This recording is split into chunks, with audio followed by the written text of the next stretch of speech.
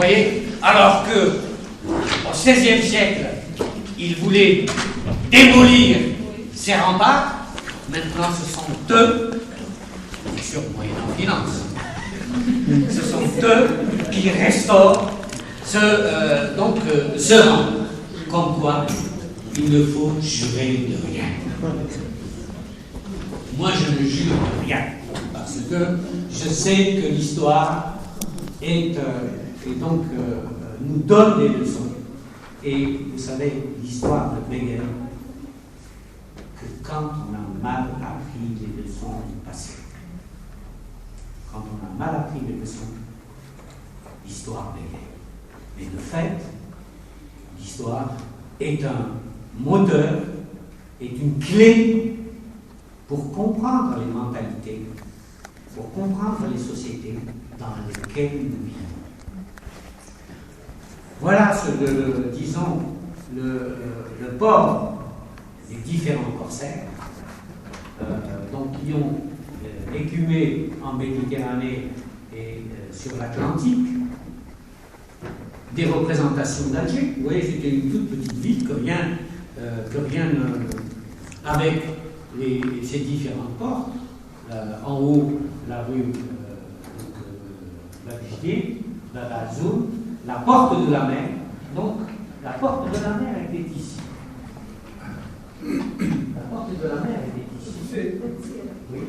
Et donc, en bas de la mosquée de la Pêcherie.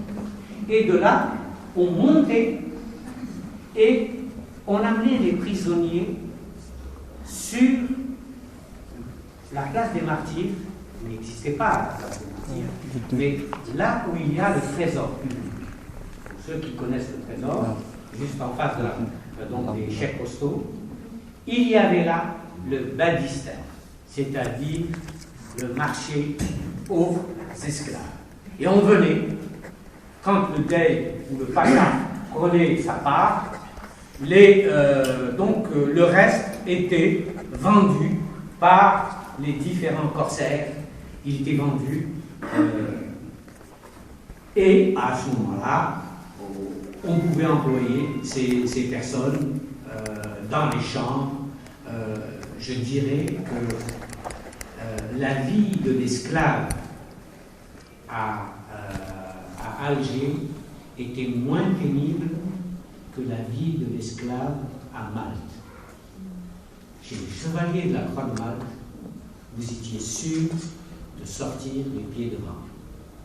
C'était des Templiers, c'était des fondamentalistes quelque part, et donc ils ne permettaient pas, voilà, ces remparts d'Alger, ce qui reste des remparts d'Alger.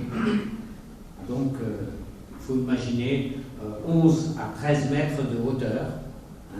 Ici, c'est le rempart de la citadelle, et c'est cette partie-là, au fond, c'est cette partie qui s'est effondrée et qui est restaurée par, je crois, des Catalans. Alger l'a bien gardée. Il y avait sur le Pénion, là en bas, sur l'île, il y avait près de 300 pièces. C'est pour cela que qui est en train de restaurer le rempart là-haut de la citadelle et le fort l'Empereur avec à Tementroust, à l'autre bout de la baie. Ici c'est une caravelle de l'époque de Charles Quint, qui montre, si vous voulez, le type de bateau que c'était. Ça c'est une attaque parmi d'autres d'Espagnols contre Alger. Vous voyez que nous avons une iconographie assez importante et les captifs avec la grotte de Cervantes. Cervantes n'a pas vécu ici. Cervantes, c'est lors de sa dernière évasion, il travaillait dans les jardins, etc. Et c'est lors de sa dernière évasion qu'il s'est réfugié là et qu'il a donné son quartier son nom au quartier des hauteurs de Bellecour. Donc, si vous voulez, pour nous, Cervantes, pour ceux qui font l'histoire d'Alger, on ne peut pas parler des captifs sans parler de Cervantes. C'est dire que c'est une histoire que nous partageons. Parce qu'en fait, l'Algérien ne peut pas faire la guerre à l'Australien. On se bat toujours contre son voisin de palier. On l'accuse de tous les maux, de n'avoir pas fait quoi que ce soit, mais en fait, c'est parce qu'il y a cette proximité. Voilà le nombre de fontaines qu'il y avait à Alger. Cervantes en parle, donc 175 fontaines.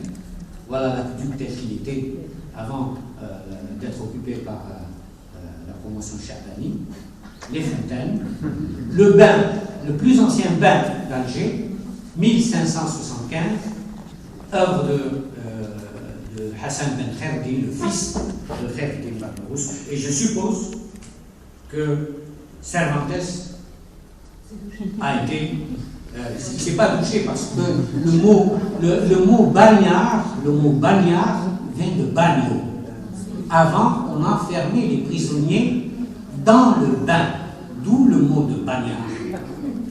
Vous voyez, c'est donc d'où ça vient. Eh bien, ça, c'est Hammam Sinna, juste en dessous de Tam Safa Pacha, qui a donc aussi, plutôt Cervantes, parle du nombre de mosquées, il parle plus d'une centaine. Sidi Abdelrahman qui l'a vu.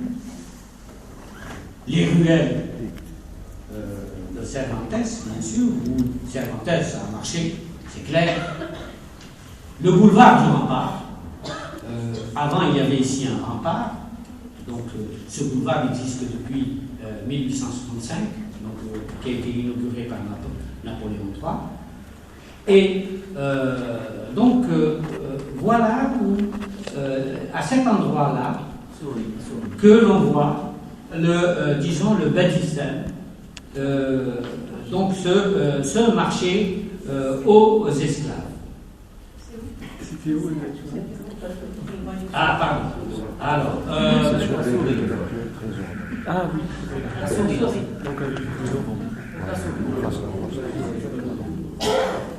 Ici. Ici. Ah.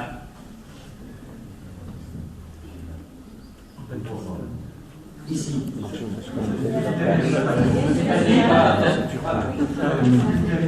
Derrière la tête. C'est-à-dire que à cette époque-là, la mosquée de la pêcherie n'existait pas. 1650. Hein? Donc, il était déjà mort. Hein? C'est au niveau de la placette? Au niveau de la placette, au bas du trésor. Oui. Ça, c'est pour montrer le système du tremblement de terre. Il y a eu en 1580 un tremblement de terre, ici. La mosquée Kitchewa, il n'a pas vu cette mosquée, Cervantes. Il a vu l'ancienne mosquée qui datait du XVe siècle. Et vous voyez, ici, vous avez au bas de cette mosquée de la pêcherie, le rempart, c'est-à-dire que tout ce qu'il y a après a été gagné à l'époque française. L'eau venait battre la grande mosquée d'Alger. Hein? Donc tout le bas était recouvert par la mer. Il donne aussi, Cervantes donne cette description il a vu ce palais par d'Araziza. Ça aussi, il l'a vu, donc le bastion aussi. Donc c'est au pied de ce monument-là, sur le côté, que se trouve le baptistère. On a dit de faire vite. Donc Bab Azoun, Bab El Oued, avec le lycée Bugeaud, Émir Abdelkader, le quartier de la Marine. Et ça, c'est le jardin d'essai. Parce que quand les Français ont fait le jardin d'essai, il y avait déjà, on a des textes qui nous parlent de jardin, de ferme avec des norias et sûrement Cervantes a travaillé dans ces fermes, dans ces jardins. Et c'est comme cela, et c'est à partir du haut qu'il est descendu, qu'il a dû traverser ces fermes pour aller sur la plage de Sablette et essayer de s'évader. Et je vous remercie. Je passe. Ça va donner l'opportunité à l'ambassade avec l'Institut d'organiser d'autres séminaires. Comme vous savez peut-être tous, l'année prochaine, c'est l'année de l'anniversaire de la mort de Cervantes. On voudrait faire toute une série d'activités autour de la figure de Cervantes à Alger. Et je pense que c'est important, et nous aurons à cette époque cet instrument, ce bâtiment qui sera en plein fonctionnement et qui pourra nous permettre de faire beaucoup de choses. Je voudrais dire que c'est intéressant de voir toute cette polémique qui peut venir sur qui a été l'auteur de la topographie d'Alger. Déjà, on avait Sosa et Aedo, maintenant on a Cervantes. Ça reprend un peu beaucoup de points d'interrogation sur la vie de Cervantes ici, qui a donné déjà des travaux sur cette question qu'on a présenté ici à l'Institut Cervantes, mais que ça nous donne l'opportunité de reprendre dans les prochains mois, et on va le faire. Et simplement, je voulais faire aussi une référence aux ironies de l'histoire. C'est pas seulement que les Espagnols soient en train de participer à la restauration de la muraille de la citadelle, ce qu'on fait avec plaisir, et il y a plusieurs compagnies qui sont en train de travailler là-bas, et ça nous donne une grande satisfaction de pouvoir participer à la récupération du patrimoine historique de ce pays. Mais aussi, et dans ces ironies, moi je me trouve tous les matins, parce que j'habite à côté de l'ambassade de la Turquie, et l'ambassadeur de la Turquie actuel et l'ambassadeur d'Espagne partagent la même propriété, avec une seule différence, c'est que l'ambassadeur de la Turquie est à l'ouest, et moi je suis à l'est. Je pense que si on envoyait un télégramme à Charles Quint, à l'époque, il y a un télégramme à la sublime porte, la réaction serait fulminante pour les deux. Mais c'est les ironies de l'histoire. Merci.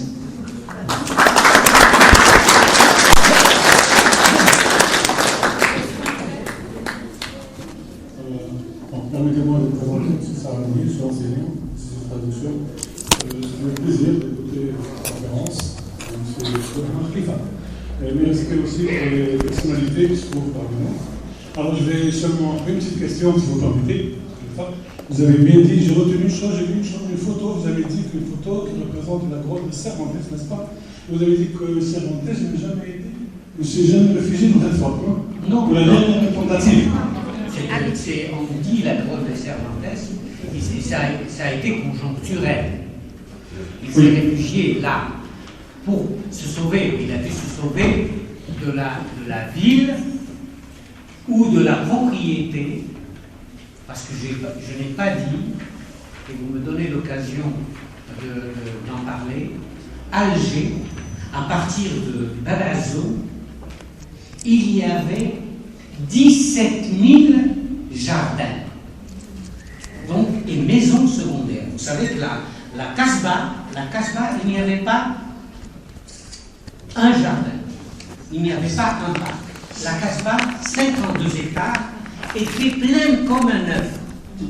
Et il fallait, les gens de la Casbah sortaient pour, en été ou au printemps, ils allaient, comme on disait, donc profiter de la...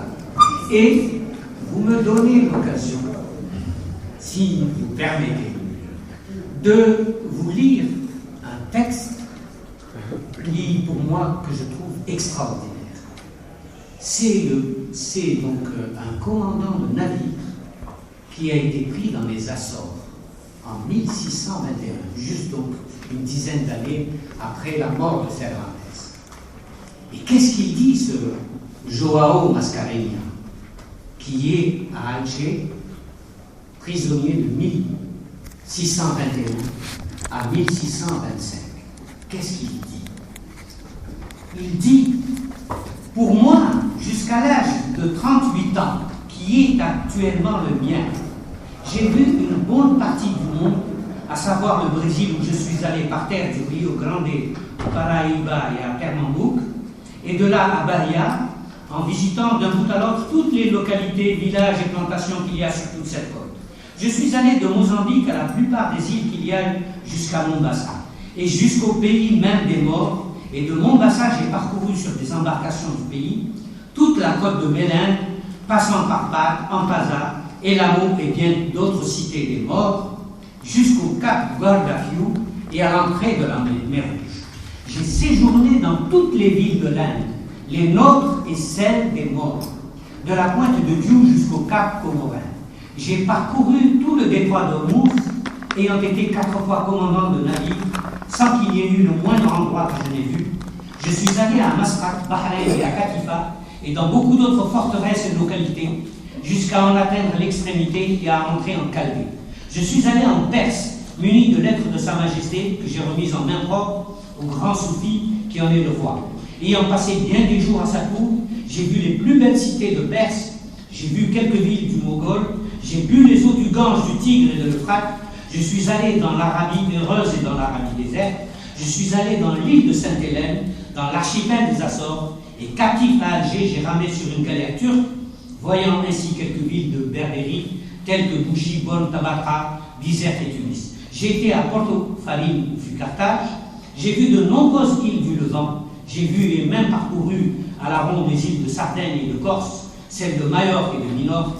J'ai traversé les bouches du Bonifacio. J'ai été à Gaët, dans le royaume de Naples, à Civitavecchia, sur toute la plage romaine, à Villefranche, à Nice, dans le duché de Savoie, en France. J'ai traversé 2 fois le golfe du Lion. Après avoir été racheté, j'ai visité l'Italie. J'ai parcouru en entier la Toscane et l'état du Grand-Duc, passant par Florence, Pise, Livourne et la République de Lucques. J'ai vu Gênes et Savone.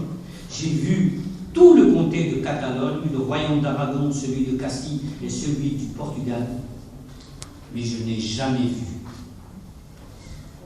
jusqu'à ce jour, aucun pays plus fréquentable, plus abondant en fruits, mieux pourvu de vivres à bas prix, plus copieux en fontaines, plus tempéré de climat, plus riche d'argent, car il en entre du monde entier et il n'en sort vers aucun pays que cette ville d'Alger.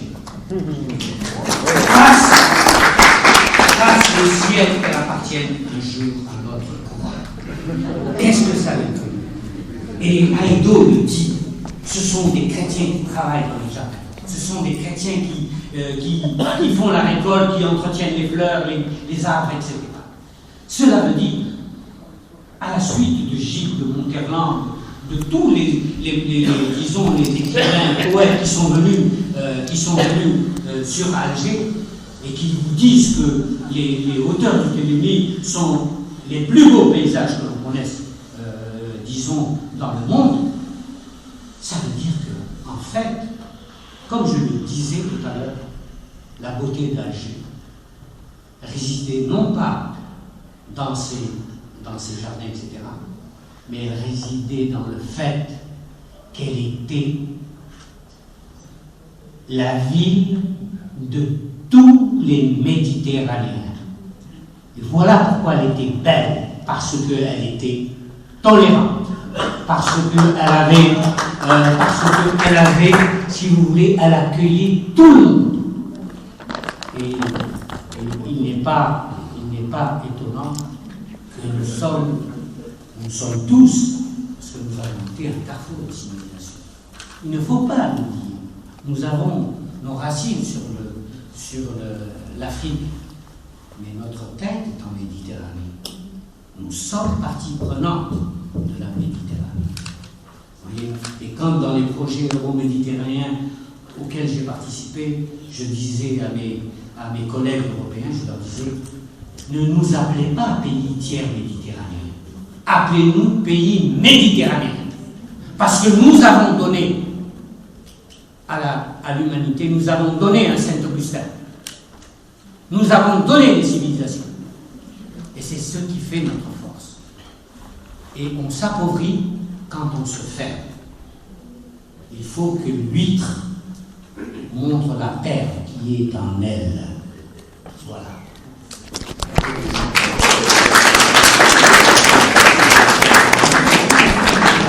Une précision. Cervantes, en fait, il a été bien, il s'est réfugié parfaitement dans une grotte. Ah oui, dans sa grotte. Donc, mais c'est dans quelle tentative? Parce qu'il y a eu 4 tentatives de fuite. Donc, dans quelle tentative Cervantes, il a voulu s'échapper par quelque part. Vous savez que ses compagnons, c'est 14 compagnons de fuite. Il avait dit dans la dernière tentative. C'est 27 compagnons. Non. Et c'est pardon. Dans la. Qui a dit que c'est 27? Dans la topographie, disons dans la topographie de Madame Romano, elle dit que même les 2 jardiniers musulmans qui l'ont aidé avec ses 27 compagnons ont été brûlés. Ont été les 2 jardiniers, donc les 2 personnes qui ont participé ou qui les ont aidés. Ça veut dire que vous savez, des gestes humanitaires partout dans tous les pays. Mais pardon, pour quelle tentative exactement? Quelle a été la tentative où Cervantes a voulu s'échapper avec ses compagnons des fardeaux? Je cite pas le nombre, pour moi c'est 14. Lui, plus 14, ça fait 15. Bon, vous dites 27, c'est votre opinion, je ne peux pas vous contredire. Seulement une chose, s'il vous plaît, vous permettez. Pour moi, la précision, il y a eu 2 tentatives par voie terrestre, vers Oran, et l'autre par voie maritime. En quelle année, je pose la question, en quelle année Cervantes a voulu s'échapper avec ses compagnons après avoir donné l'ordre à son frère Rodrigo de venir avec la barque pour s'échapper? En quelle année et dans quelle tentative? C'est la première, la deuxième, la troisième, la quatrième tentative? Pour ma part, je pense que c'est dans la dernière. Pour ma part. C'est la deuxième. Pardon. Oui, d'accord. C'est inscrit dans le dialogue de Marseille, Cervantes, le dialogue de Rousseau, et pas de ça. C'est la deuxième tentative. Pardon. Merci beaucoup, Abdelrahman. C'est magnifique. J'ai beaucoup apprécié. Alors, moi, je voudrais juste poser une question. Tu parles beaucoup de tous ces gens qui viennent de partout, mais on n'a pas des Turcs, mais on ne parle pas des Andalous, et la population locale. Qu'en est-il? Est-ce qu'elle est aussi mélangée? Est-ce qu'il y a des gens d'un peu partout, de toutes les régions, ou c'est vraiment la ville réservée aux Turcs, aux Andalous, etc. En fait, tu n'en parles pas beaucoup, j'aimerais pas. Oui, et ça, il faudrait que je vous amène un jour dans la Casbah et que je n'ai pas qu'une heure, que j'ai 4 heures, 5 heures pour pouvoir vous poser, disons, répondre à vos questions. Dans quel sens? Quand on parle de la topographie, on parle des Turcs, bien sûr, on parle, et ces Turcs, ils ne sont pas turcs, ils sont géorgiens, ils sont caucasiens, ils sont hongrois, ils sont slaves, c'est l'Empire ottoman. C'est l'Empire ottoman. Donc quand on dit les Turcs, c'est ceux qui viennent de l'Empire. Elle genouille le couteau, puisque les Génois vendaient de la couteille grecque. Et on a gardé, tu sais, comme le terme de bougie, parce que ça venait de Beria, on a gardé, on l'a donné, parce que déjà exporté de la cire, on a parlé de bougie, de la cire. Donc, il faut imaginer, comme je l'ai dit au départ, et ça, bon, il faudrait avoir plus de temps, imaginer que la ville était une ville ouverte, comme elle était à l'époque de Rome. Rome était une ville où toutes les religions Je dis d'ailleurs, je m'excuse pour les monothéistes, ce sont les monothéismes qui ont foutu la pagaille. Parce que les Romains, à Rome, il y avait toutes les religions.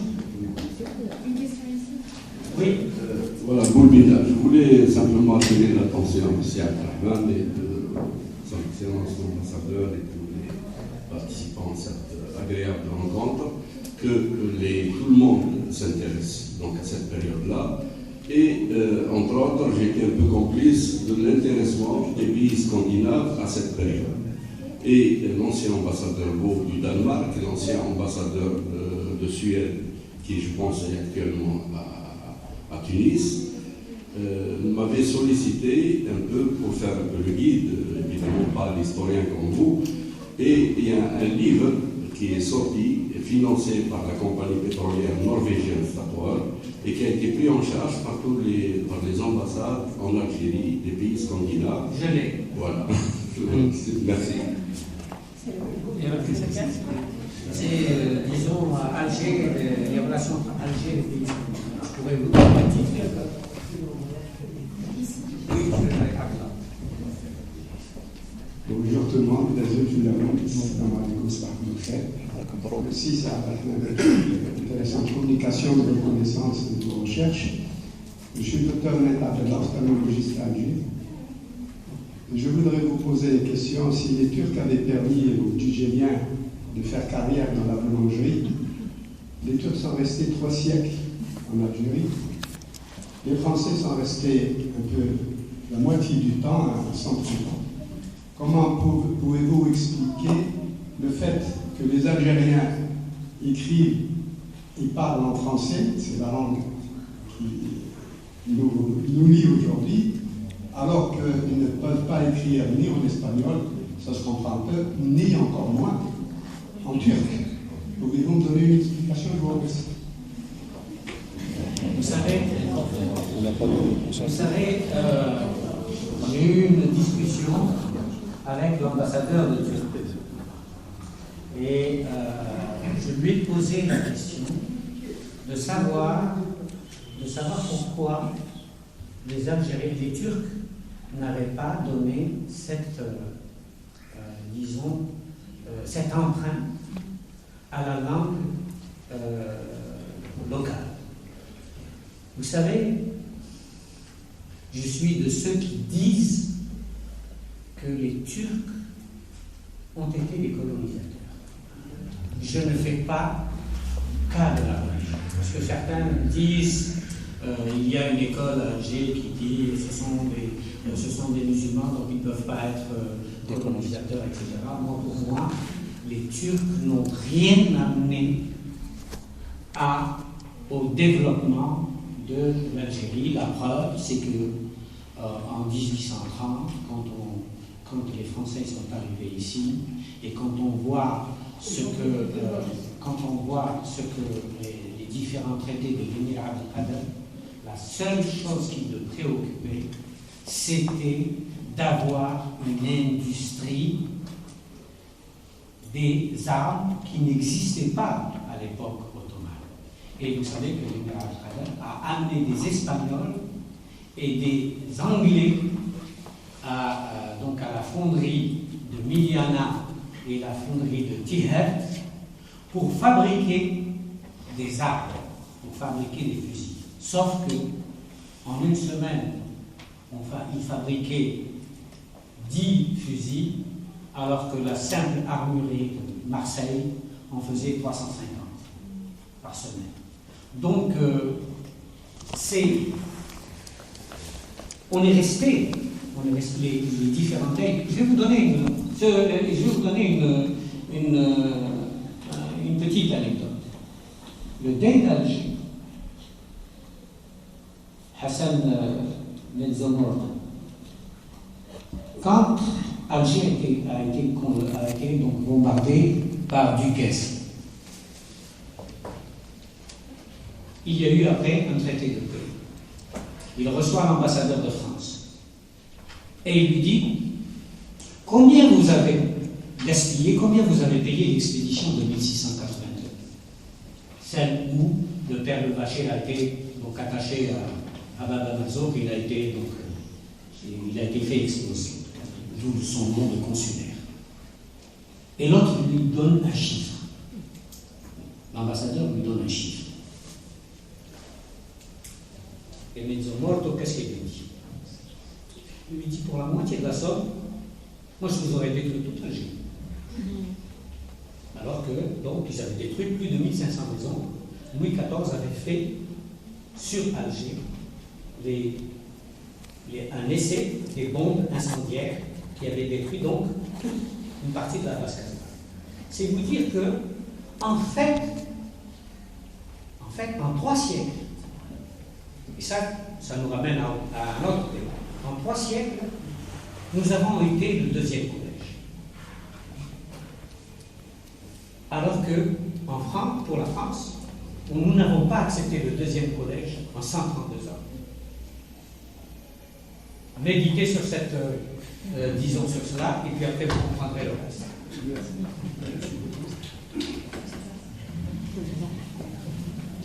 Bon, simplement sur la question de la langue. Et je pense que c'était très intéressant parce que ça revient à la période. Le XVIe siècle, comme vous le savez, a été le XVIIe, un siècle très important pour l'Islam. Et donc pendant cette période, l'élément probablement le plus frappant, ça a été la découverte et la présence espagnole en Amérique. Et c'est vrai que ça a eu une influence très forte sur la politique extérieure de l'époque espagnole, qui était initialement pensée vers la Méditerranée et qui a dû changer un peu son orientation, un peu plus vers la mer.